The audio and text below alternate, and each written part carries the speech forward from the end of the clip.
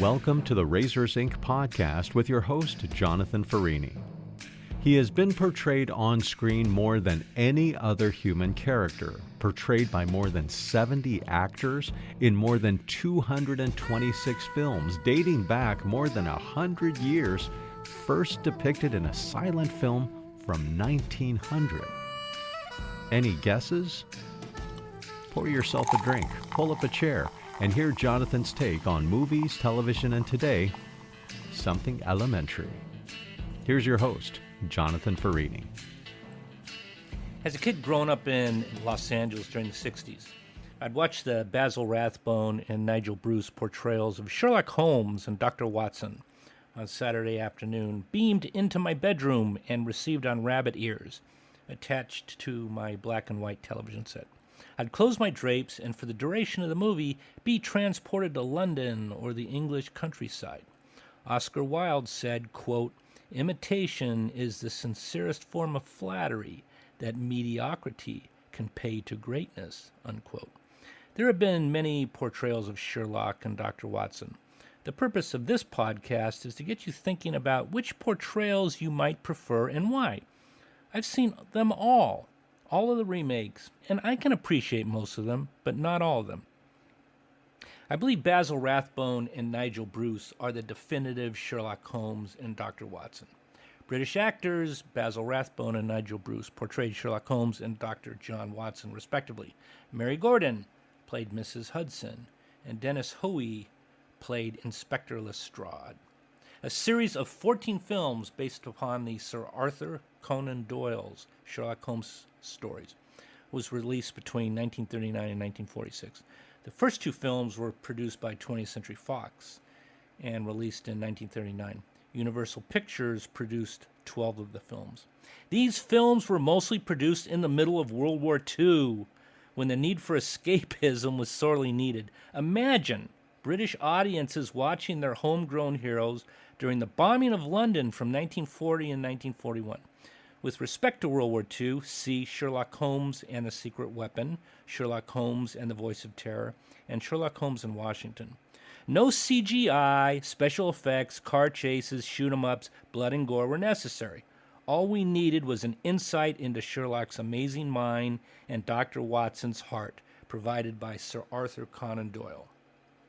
Basil Rathbone. Furthermore, there's something in that bag she wants to show me. What makes you say that? Bag doesn't match her dress, indicating it was picked for size rather than style, to accommodate some bulky object. You amaze me, Holmes. What do you mention, my dear fellow? Basil Rathbone was a Shakespearean stage actor, and he went on to appear in about 70 films between 1921 and 1986. He died in 1967 in New York, so two of his films were released posthumously. In 1948, he shared the Tony Award for Best Actor in a Play. He was also nominated for 2 Academy Awards, and he was honored with 3 stars on the Hollywood Walk of Fame. Nigel Bruce was a British character actor on stage and screen between 1922 and 1954, but he's best known for his portrayal of Dr. Watson. He died in Santa Monica. I'm going to delegate the most dependable man I know to guard the Star of Delhi in my place, while I keep an eye on Miss Brandon. Oh, really? And who may that be? You, my dear fellow. Huh? Watch one of these episodes, but please see it on a large screen. Enjoy the grainy black and white photography, the shadows suggesting plot twists, the elegant tweed and silk wardrobes. These movies are best savored in front of a fireplace, the blaze providing the only light within the room during a cold winter night. Beware of a dog howling outside somewhere in the shadows. Then notify the police and let them shadow him. No, it's the last thing that Holmes would want us to do. Our job is to watch Barrowman. Watch him like a hawk. Come on, let's get back.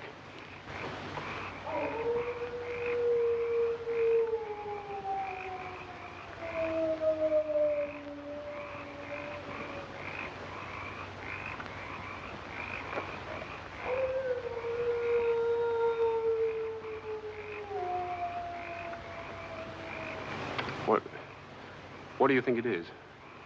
What did it sound like to you? Well, if we were back in London, this would seem ridiculous. Let's get on. I was always attracted to 221B Baker Street and the comfortable man cave aspects of their apartment. I enjoyed their landlady, Mrs. Hudson, showing up as if looking after two grown children. I enjoyed listening to Holmes play his violin while thinking through a case, and Dr. Watson's protest of the violin while he filled the room with smoke from his pipe. And what are you doing with that infernal fiddle and those flies? I was observing the reaction on the common housefly of the chromatic scale. A brilliant experiment. Yes, it will be. If I can find the note that annoys the housefly, Huh? then one need only play that one note and psst, all the houseflies disappear. Amazing. No. Elementary, my dear Watson. Purely elementary. I understood Dr. Watson was a medical doctor in the British Army serving in India, which intrigued me. Although Nigel Bruce interpreted Watson as a bumbling old man who enjoyed whispering his displeasure to himself, whenever Nigel Bruce portrayed Watson attending to a patient or considering the medical or pharmaceutical dynamics of a case, he was brilliant. I didn't know anything about Holmes and didn't need to know he had a brother, a mother, or a father. I was content in watching a tall, lanky, very English man with a protruding nose who was debonair, curious, and a brilliant detective take a villain or client apart within seconds of meeting them. The supposed intellectual rival of Holmes, Dr. Moriarty, never quite measured up to Holmes in my opinion.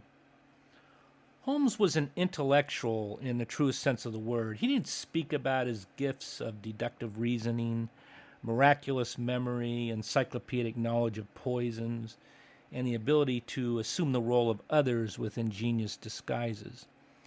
My favorite episodes included his disguises, but Basil's prominent nose was always a giveaway to me.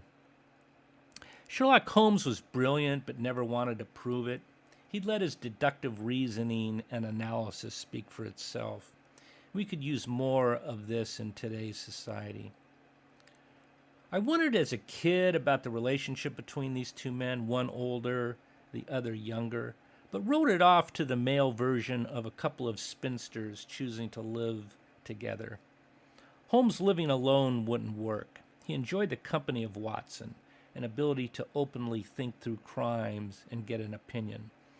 Watson enjoyed being along for the ride, oftentimes arriving late, but never scolded by Holmes, whose favorite refrain was, "That's all right, old fellow." I think Watson was a necessary, kindly uncle for Holmes. Inspector Lestrade was a comic foil, but frankly would never best Holmes. I enjoyed watching him dismissed at the end of a case, tail between his legs, skulking off. Holmes! Thank heavens! Come in, gentlemen. But where's Bunko? He's quite safe. Lestrade, send one of your men upstairs, will you? Uh-huh. Tell Dr. Bunko that all is well. Gently, though. He's old and his heart is weak. I see. That's why I didn't dare send him out of the house. He's up there. All right, up you go. Where is he? You'll find him in the laboratory. Conover, too. Go on. You won't need your revolver. No handcuffs. Oh. During the 1970s, 4 of the Universal films fell into the public domain when the studio failed to renew their copyrights. This is a rarity. These 4 films were restored and colorized. Some of the films in the series were lost, suffering from something called nitrate deterioration. The UCLA Film and Television Archive restored the series, paid for by UCLA, Warner Brothers, and Hugh Hefner. Hugh Hefner also paid, incidentally, to restore the Hollywood sign, and you thought he was all about TNA. Right on, Hugh. He's entombed next to Marilyn Monroe when you visit Westwood Memorial Park. The end of each movie concluded with a beautiful soliloquy offered up by Holmes. Listen to this one at the conclusion of Sherlock Holmes in Washington. But this is a great country, Watson. It certainly is, my dear fellow. Look, up there ahead. The Capitol. The very heart of this democracy. Democracy. The only hope for the future, eh, Holmes? It's not given to us to peer into the mysteries of the future.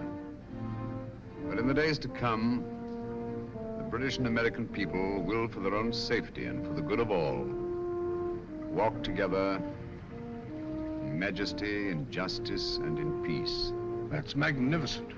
I quite agree with you. Not with me, with Mr. Winston Churchill.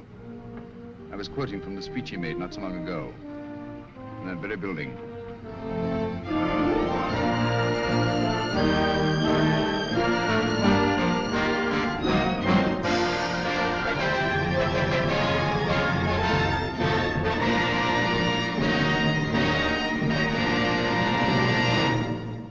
That very building he's referring to is the United States Capitol. I hope you'll visit Sherlock Holmes featuring Basil and Nigel. So which version of the Sherlock Holmes legacy do you favor and why? What appeals to you about the series? Women? What in particular appeals to you? Is it the clever femme fatales who attempt to seduce Sherlock by their beauty alone? Or those beautiful intellectual women who catch Sherlock's attention by their cleverness? Conversely, why doesn't the series appeal to you? See the women in green, Dressed to Kill, and the Spider Women.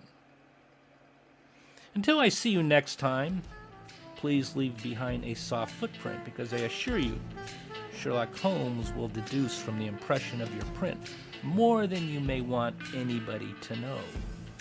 Class is dismissed. And by the way, all 14 of those Sherlock Holmes films with Basil Rathbone and Nigel Bruce, even the colorized versions, are all now available for free on YouTube. Happy viewing. You've been listening to the Razors Inc. podcast with Jonathan Farini. And given that today's podcast was about Sherlock Holmes, be sure to check out Jonathan's collection of fiction at the Jonathan B. Farini Story Collection at jonathanfarini.com. There you'll find everything from drama to romance, something for every reader, including Jonathan's latest short story, My Coffee Date with Death, recently published by Mystery Tribune. That's jonathanfarini.com, Farini with 2 R's, 1 N. Or drop an email to razorsincpodcast@gmail.com.